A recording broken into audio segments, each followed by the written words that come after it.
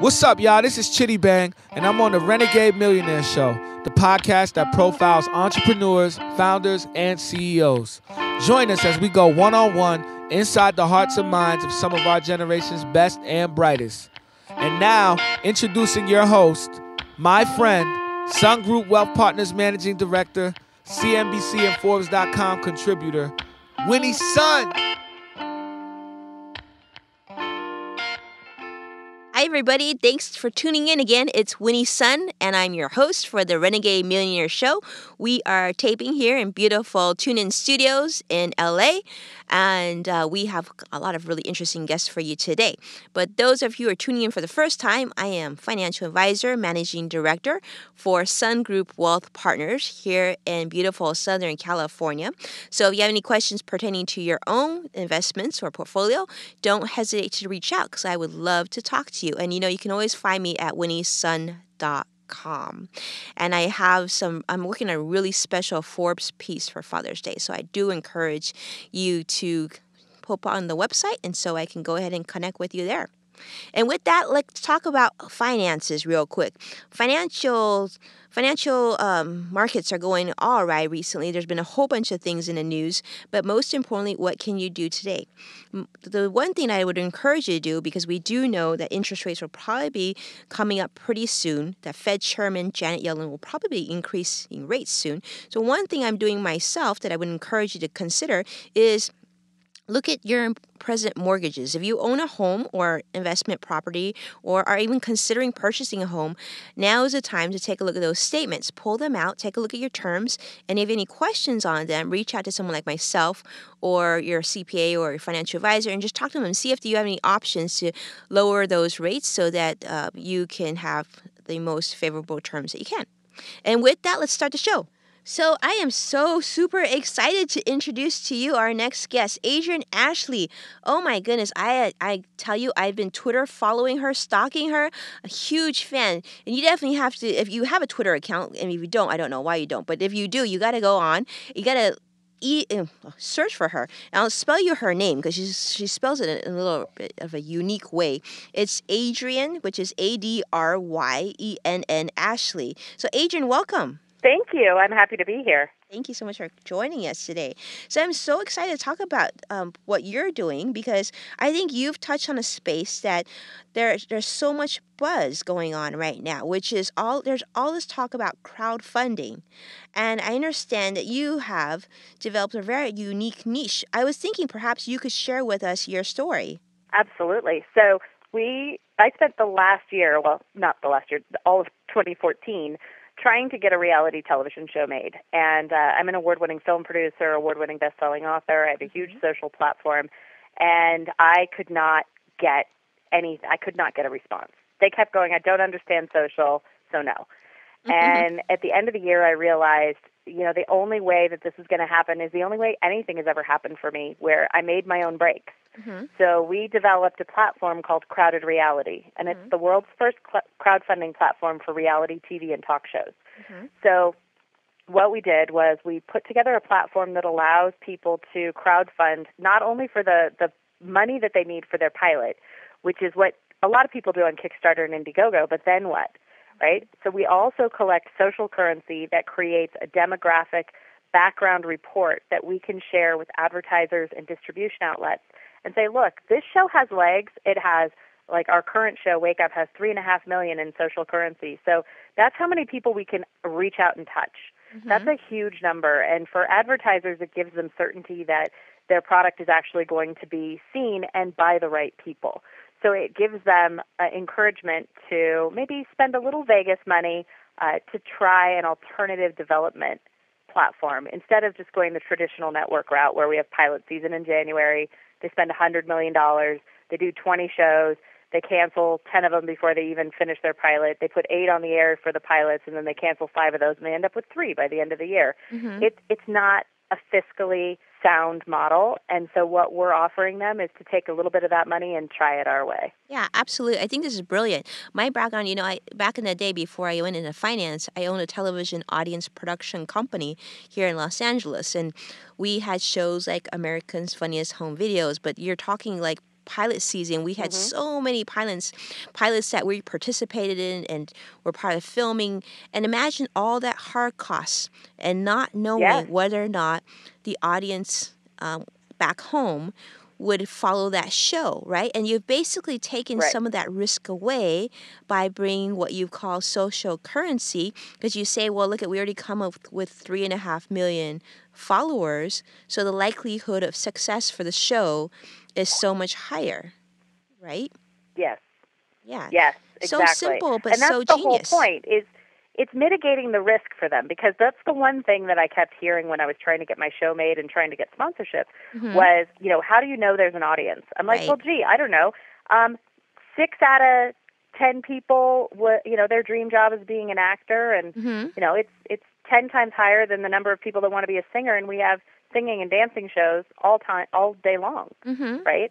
So why not have a show for filmmaking, for acting, for directing, for composing, and and for writing? And that was what the show was about. And we're still going to make that show. We just decided we're going to launch the platform first, build the platform's audience, and then put our show up there, because we need $1 million. Right? So anybody out there who has a spare $1 million who wants to turn it into $100 million, give me a call. But we're using the platform for that. Well, that's great. So I guess that's what I was going to ask you. So I've heard the term social TV. Can you talk about what exactly is social TV? So social TV is, it's not new, but it's very misunderstood. So in the traditional industry way of thinking about it, social TV is where The Voice or Shark Tank dominate Twitter when their show is on the air. Okay? Okay. That's not social TV. Okay. It's what they think it is, and it's because they can quantify it.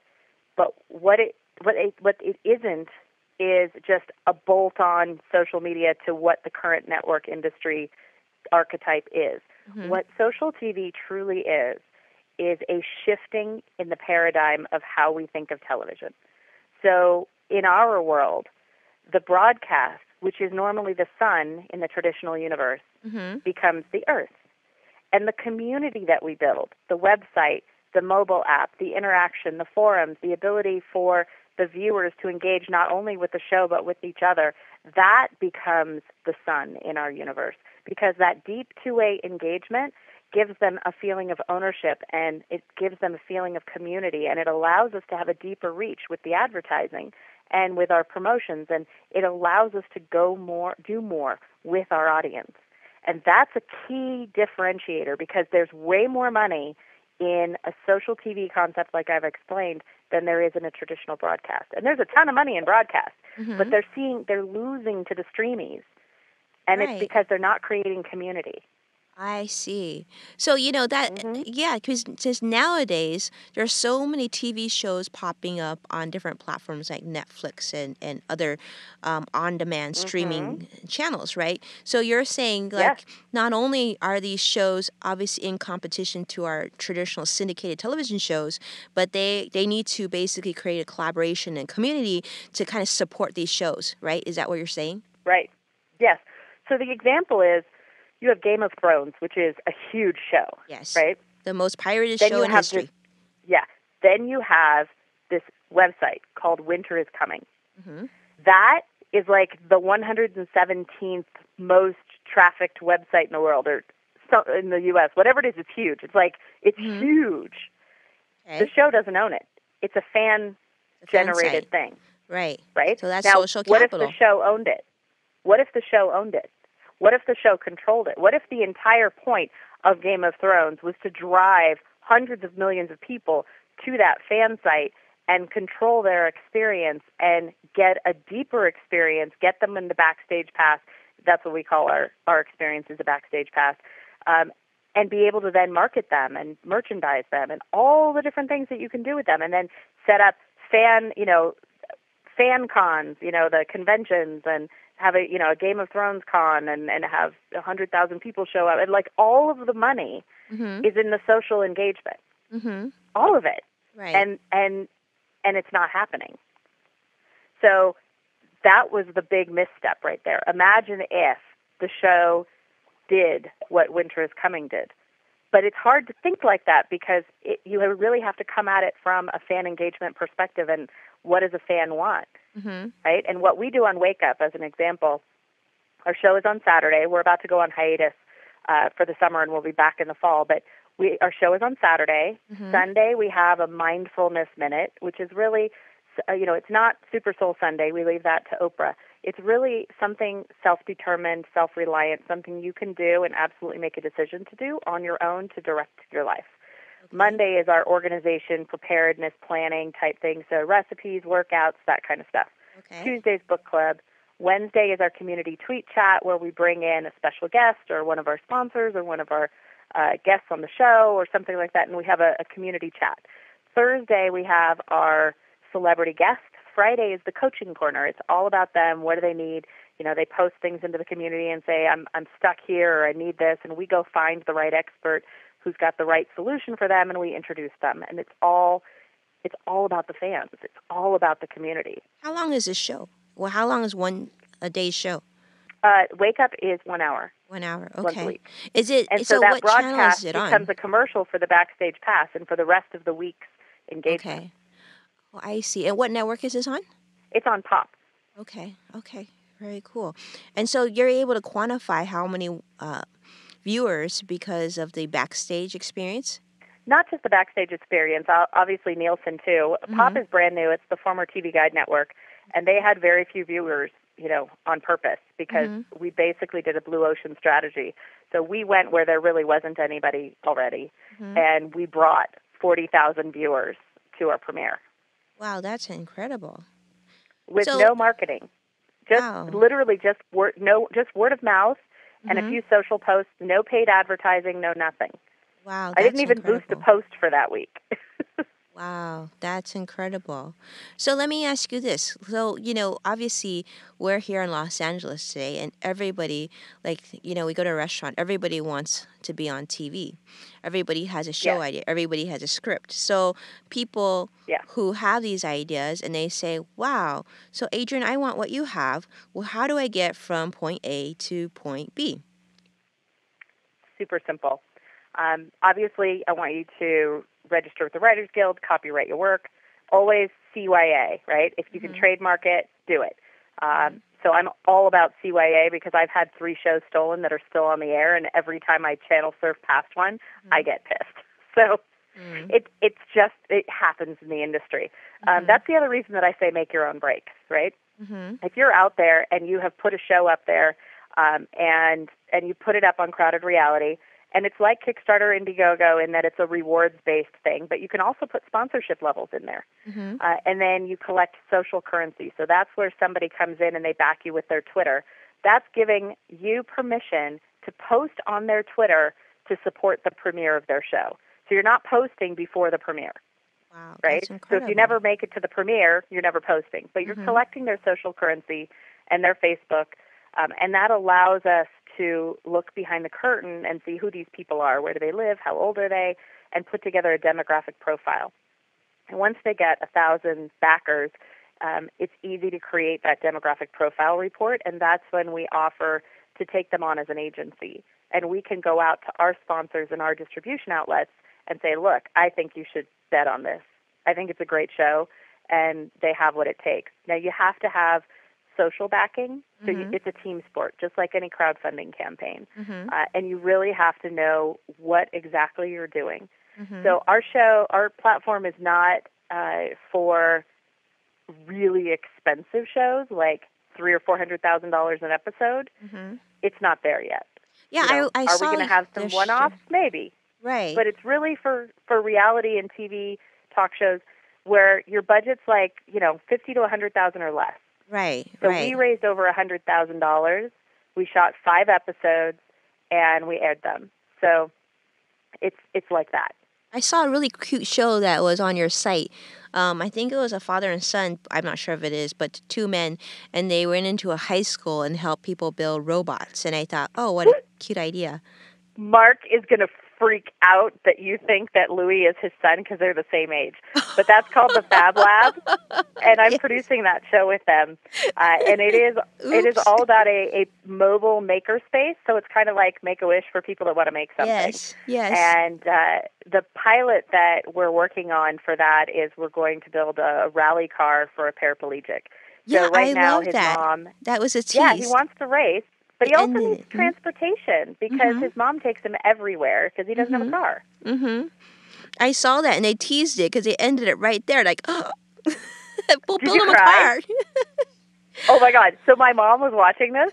Oh, this was so funny. So she's watching it. She's really enjoying it, and all of a sudden it turns to that, and she goes, "That was despicable. You can't do that. You can't upset me like that." Now, and she's like, "Ah!" And I was like, "Well, I guess we did exactly what I asked them to do." I thought it was quite brilliant. Make them cry. Pull out the credit card. I know. Well, on that note, I want to segue just slightly. So, if I understand right, I heard that you actually built this huge business out of your home. Is that right? I did. Yes, I did, because I like my pajamas. I also, when you have low overhead, I'm already paying for my house rent. My child is homeschooled, and I'm the principal. So I've always brought in a teacher. Now my mom does it. So, being home and around for that means I get more time with my kid than if he was off at school. An office would be great, but I use a lot of collaboration tools online. I live on Skype. I really live on Facebook. And this is what people think is funny. They're like, how do you run your business? Well, it even says it on my voicemail. You can find me faster on Facebook. I'm there. All my friends are there, and they can instantly reach me. I can instantly reach them. And really, only my friends talk to me there. Oh, interesting. Or my business contacts. And I can reach out and touch anybody because I have such a huge edge rank. I can tag somebody and get a hold of them. Yeah, I tried to add you on Facebook. I think you've got too many followers. I have too many friends. Can you reach out to me then? Because I can't connect to you. I know. I was going to say, it gets to that point. There's sometimes, and I actually do have like 37 spots available, but because I have like 6,000 friend requests pending, they won't let me have any more. I'm like, come on. So that's incredible. Anyway. So how long have you worked from home? For a while. So back in the day, let's see, when was the last time I worked in an office? So in 1999, I worked at Kaiser. I did a whole bunch of software testing, and I broke into banks, and I did a lot of penetration studies, and Y2K was a really big deal. And so I did a huge project with Kaiser, and we basically reprogrammed all the computers, and there was 27 legacy computers. So we had to test it on all 27 computers. Every single thing we did was crazy. Oh, wow. So you were a true geek. You were like a network engineer back in the day. I'm a total geek. And then I moved to another company that I did artificial intelligence for banking. And that was super awesome because I had to write the testing harnesses to test an artificial intelligence. It was crazy. It was crazy. I mean, like crazy, like bleeding edge. Everything was awesome. And then I went to NetCentives, which was like click rewards to American Express and MasterCard. And then I worked in another one where I was breaking into CalFed, and I could break in. And they didn't like that. But thank goodness CalFed got bought like the week before we were supposed to deliver, and everything got scrapped because it was not secure at all. Like that, right? Yeah, wow, that's crazy. Yeah, this was in the heyday of online banking, and I'm like, dudes, you can't do that. It takes me like 10 seconds to get in. What, are you kidding? Like, really? And so that's basically how I live my life. You're a bank hacker. There's no such thing. I'm a former hacker. I've definitely lost my edge. But the concepts remain the same, which is, that they're really, it doesn't matter how secure you think something is. You just have to live your life as if anything could be plastered on the cover of the National Enquirer in the supermarket line as you're walking through the line with your mother and your kid. Yeah, That's don't be taking pictures in the nude. I mean, if you're going to do that, you're just asking for trouble. Oh, no, if you're going to do that, they better look damn good, and you better be proud of it. Photoshop, right? Absolutely. But thank you. Liquify is my friend. So, Liquify. and seriously, It was funny because all these places say that they have naked pictures of me because I was a celebrity, and I was like, awesome, can you send me some? Because I swear I don't have any great naked pictures of me in my 20s, so I would love to see what you've got. And they send me what they have, and I'm like, dude, that's on my MySpace page. It's so not naked. It's cleavage. I post cleavage from every red carpet I'm on. The girls always make an appearance. Really, it's not a secret. Like, people shouldn't have to pay a membership fee for that. I'm perfectly comfortable taking the girls out on the red carpet. You need to use your assets when you can, right? Exactly. Well, my thing is on the red carpet, because I'm heavy right now, and I don't like it, but it's, there's some hormone thing going on, and I'm normally a size 0, and now I'm a 14. And so, yeah, it's a huge difference. I heard that gasp. So it's really hard for me. And so what I do is I dress to the point where the only thing you ever notice, you go eyes, smile, boobs, smile, eyes, smile, boobs, smile, and you just ricochet back and forth between the eyes, the smile, and the boobs. And they never really notice anything else. So that's my strategy, and it seems to be working. Oh, no, I'm going to send you something after this. I'm going to send you a gift. I'm telling you, so I'm going to send you a pair of Hudson jeans. You're going to feel like $1 million. Oh, awesome. Thank you.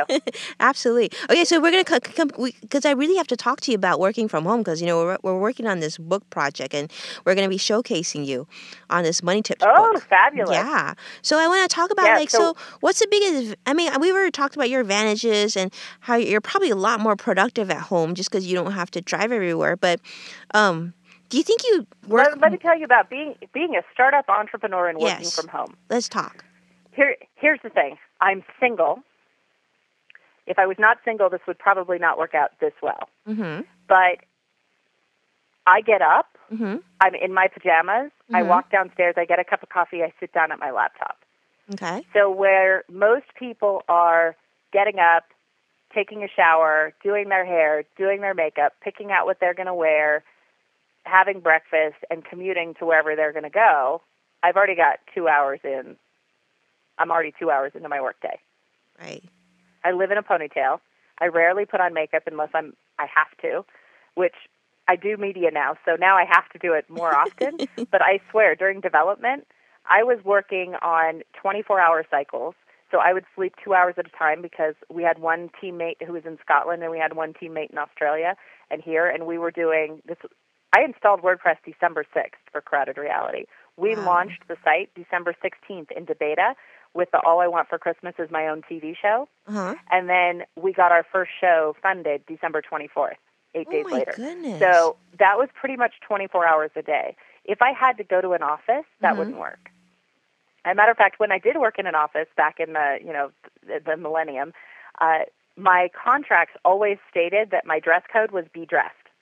Because I was doing testing, and there was times when I would go home, and I lived like 5 minutes away. Right. So that worked good. Uh-huh. And most of the time I worked 4 10-hour days, but during testing, obviously, it's crunch time, so it's 20 hours a day. But I would literally come in at 3 o'clock in the morning to check my tests. I'd be in my pajamas, in my slippers, and then turn around and go back home. So there was no dress code.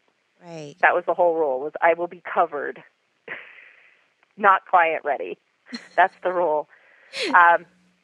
So working from home, you have to have good processes. So good communication, checking in with your team management. I use a plugin for Google Apps called Teamwork that's awesome. Oh yeah, that works great. That. Yeah. So that is helping a lot. For our software development, we use GitHub. But there's all these different tools that you can use that you don't need to be in the same room with the person to be productive, right? And Skype with video conferencing is just amazing, so that works. Phenomenal, right. This is the modern way to build a startup, is to work from home. You have to, because you just can't afford the overhead. Like, just even if there was rent, right? I'm losing time getting dressed and getting to the office, and then I'm having the overhead of the phone line at the office, the power at the office, duplicate, 2 desks and whatever. When you're starting up, it depends on what you're doing, but sometimes it's best to put every penny on the screen, which is what we did. We're doing a new TV show, and we don't have an office, but we got a studio. Right. So, there's a pretty big investment. So instead of having an office, we have a studio.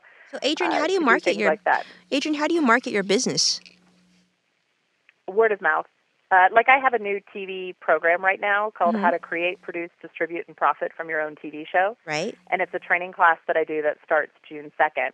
And some people who've taken it and some colleagues who know me really well and know what I've been able to offer for them in terms of marketing and stuff, they're all sending it out. Like last week, I just went viral, completely organic, and did a reach of 25 million on my fan page that only had 5,000 fans.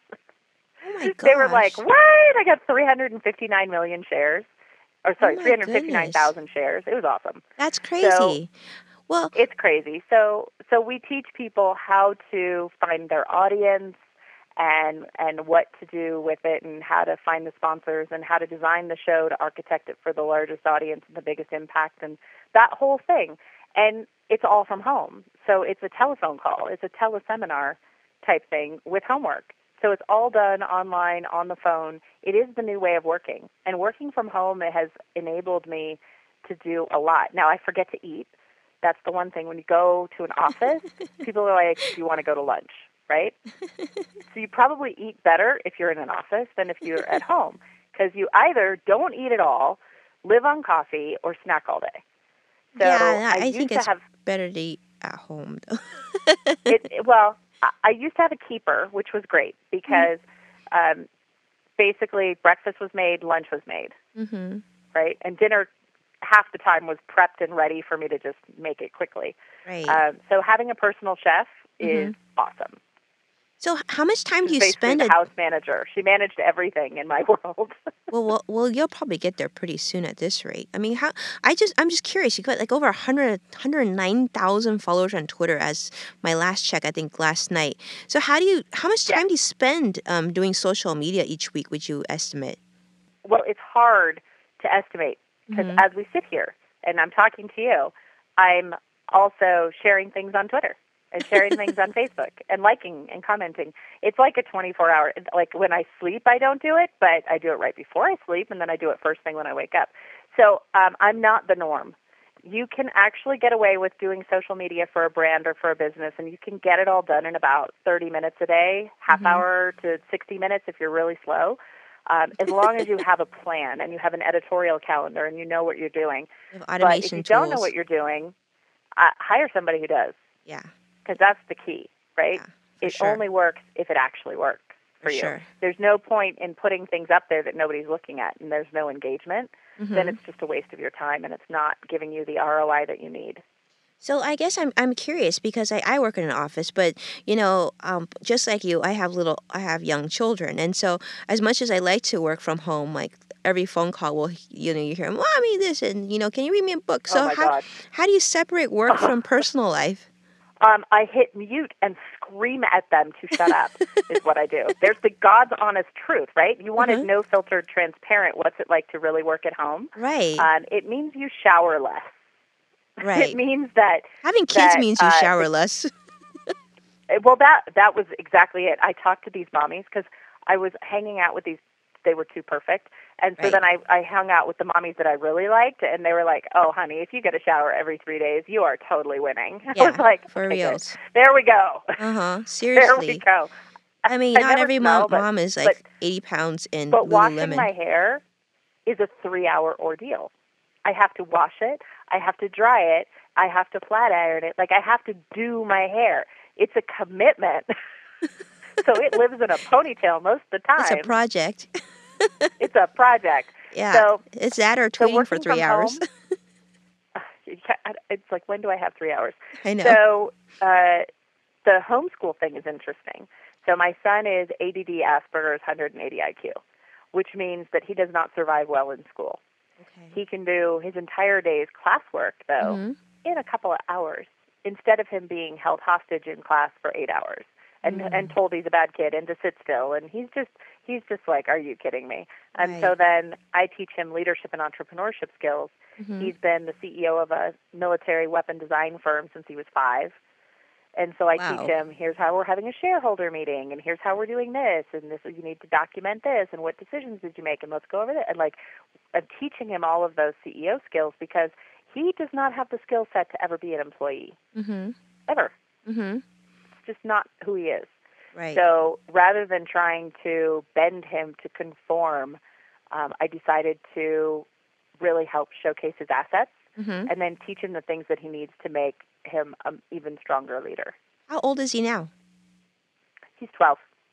Oh, wow. That's impressive. Yeah. What a great job. I love this because as a fellow mommy, that's what I'm always saying this, every child is different and there's no reason that our child needs to struggle and go through all this if we know how they succeed and kind of foster that environment for them.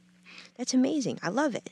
Basically, your son obviously is homeschooled. I know you said earlier that your mom teaches him as well, so that she kind of helps out My a little mom bit. lives with me. Oh, Yeah, so I am a sandwich generation. I've got my mom and my kid, and thankfully I have a big enough house to handle that. It So would you have been take harder care. where I used to live because there was just no room. Wow. So you take care of mom too, then? Yes. Very good. Well, I guess that let's talk about finances. I mean, do you financially support your mom too? Yeah. Whoa. Oh, yeah. So you are true sandwich in the every True. description. Totally true sandwich. Yeah, so you are true sandwich. It's all me, baby. I know. So let's talk Which about I don't that. recommend, by the way. You don't recommend. If you can avoid it, I would love to have a husband. Mm-hmm. I totally would. I have no bandwidth. I'll log into Match.com and 3 months later log back in and go, oh crap, they replied to my email. And I feel bad, right? And it's I want a boyfriend, but I would like one to just magically appear who's perfect because dating sucks, right? And I just don't have the bandwidth for dating. So it's one of those catch-22 things. So, And usually they would pop up from your workplace, but you're not working in the office, so you're not meeting them every day. So where would I does meet them? create And a slight dilemma. This was the fun part. The mailman. So back when I used to shower and get dressed up all the time, I met the cutest men when I had my hair in a ponytail and I was wearing grubby sweats and I just got done gardening and I was sweaty and hot and dirty and I'd go to the grocery store to pick up, whatever, and there was the cutest guy. I was really? Always? Really? So then your chances weren't as strong at that point. No. Well, no. They would always talk to me because I guess I wasn't intimidating. You're not intimidating. So ladies, there's your technique.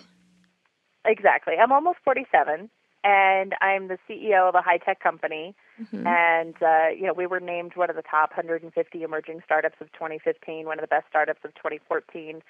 And I'm a tech entrepreneur with a lot of high-tech people, and most of the CEOs are under 30. And so to be taken seriously, one of the things I have to do is avoid looking like a soccer mom. So I have a Loot Crate subscription, so I have a great T-shirt collection now. I wear a T-shirt, jeans, tennies, and a hoodie. I really got to send her some Hudsons.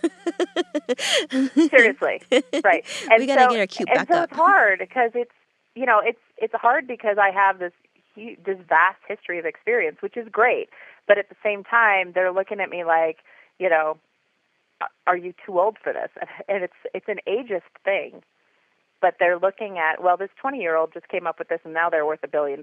So they tend to skew younger, And thankfully, women entrepreneurs are making a huge inroads. Thank you. Yes. VCs are starting to invest in women founders a lot more. They are, and we should support one another, I mean, we've got so many challenges and balances with family and life and work and everything. I mean, on that note, being a sole provider for not only a child, but also your mom, and like you said, not having a husband to fall back on. So do you have any, what are some of your biggest financial concerns, or do you have any financial concerns? Because you have a lot riding. Oh, my God. Seriously? Oh, always. Tons, right? College is one thing. Wondering if he's going to go or not go. Do I save? Do I not save? Is he going to just start a company? Should I be investing? How do I invest it? Because if he wants to start a company, he's going to need seed capital. Do we use the college fund for seed capital? Did I invest it correctly? There's a lot to think about. Long-term care insurance, thank goodness. That was one piece of the puzzle that my mother-in-law took care of. She bought all of us. I'm divorced. She bought us a long-term care policy, Oh, and I'm looking at what a that nice with my gift. mom because it is. She did a single pay, so we never have to pay for it again. So, I'm looking at my mom, and my mom doesn't have long-term care insurance, and she's going to be 69 this year, and I look at her sometimes and I go, wait, you're not allowed to get old, I right? know. Because I only feel 29, and most of the time I look in the mirror and I look 30, 35, and I still get carded.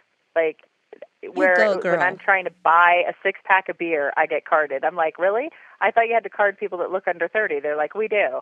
I know, and you got a ponytail. There right? you go, girl. There love we go, it. right? So I still look really young, and I'm just like, no, I'm going to be 47. And my mom killed me the other day. She made a joke. She goes, well, you're closer to 50 than 30, or closer to 50 than 40, or so. I don't know what the joke was, but my jaw hit the floor, and I was like, that is not true. Shit, that's true. Like, really? Really? And my former husband just turned 60. So now I really feel old. Oh, wow. I told him, I was like, you're not allowed to old. get old either. No, you're too busy to be old. That's what I always say. You're way too busy to think about even getting old. I mean, so let's talk about this. Did you get any financial advice about working from home? Did anyone talk to you about this? Yes. So there's a bunch of awesome things about working from home that people don't understand. One of them is that a lot of people who work from home use TurboTax to do their taxes, and it only gives you one or two ways to deduct your house, and that's not the way. The best way to do it is you literally do it by square footage. Bathrooms, hallways, and unheated rooms do not count against your percentage of square footage. So when you calculate that out, if you saw my master suite, you would realize my bathroom, I have a 3,700 square foot house. My bathroom is 600 square feet. Wow. It's ridiculous. So closets, bathrooms, hallways, and unheated. So the hallway, the stairwell, that's another bunch of square footage. The laundry room is unheated. The garage does not count. But I can count square footage in the garage that I use for business storage as part of my square footage usage. And so the calculation gets huge. So where you have your office set up, and so when I get up first thing in the morning, I do my mail, all the stuff, you can set up ways to deduct that. Super awesome. That is super awesome. But you have to know how to do it. Yeah, and so make sure you have an accountant that actually understands how to do that. But you can write off a ton of your housing expense.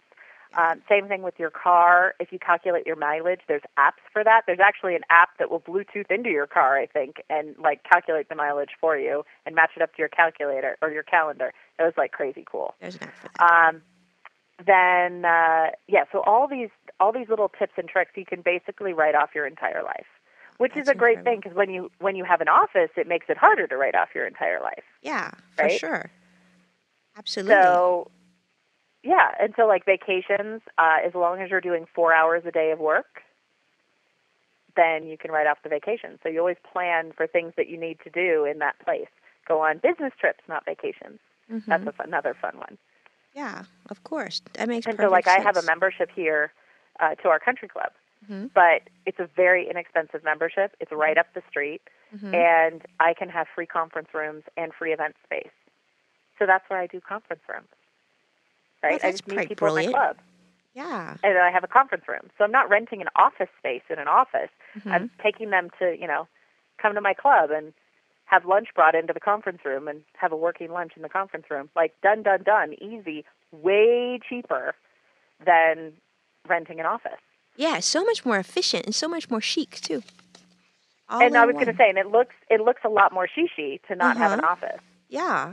When you're just meet me at the country club. Wow. So how many employees? I'm golfing today. I don't even know how to golf. I live on a golf course. I don't even know how to golf. Yeah, it's okay. Somebody should teach me how to golf. Yeah, I don't golf either. I honestly, I don't have time. I just think it's too slow. But, well, that's so fascinating. So do you have any employees that work for you or no? You must. I do, but they're all remote. Yeah, that makes sense. I need to have one that's going to be here in town. One of my business partners is here in town, my CTO, and our attorney is in town, and my other business partner lives in Kentucky. So we're spread out. But it doesn't matter because we do everything online. Yeah, if you have the right people, it really doesn't matter at all. Yeah. Right. That's So huge. really, the key to profitability is the ability to work online remotely. Right. Absolutely.